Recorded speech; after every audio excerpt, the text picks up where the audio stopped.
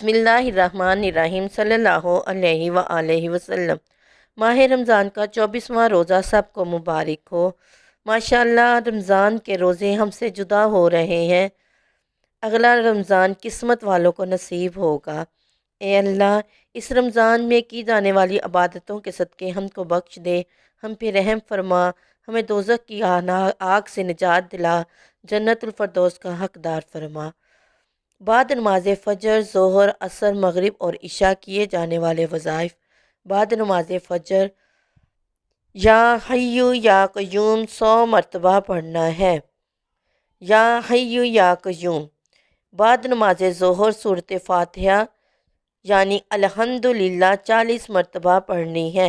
بعد نماز عصر دعائے نجات 25 مرتبہ پڑھنی ہے۔ دعائے نجات یہ ہے: حسبنا اللہ و نعم الوکیل، اللہ توکلنا۔ بعد نماز مغرب سورۃ توبہ کی آخری 2 آیات 21 مرتبہ پڑھنی ہے۔ سورۃ توبہ کی آیات یہ ہیں: لقد جاءکم رسول من انفسکم عزیز علیہ ما عنتم حریص علیکم بالمؤمنین رؤوف رحیم، فإن تولوا فقل حسبی اللہ لا الہ الا ہو علیہ توکلت وہو رب العرش العظیم۔ بعد نماز عشاء استغفار 300 مرتبہ پڑھنی ہے۔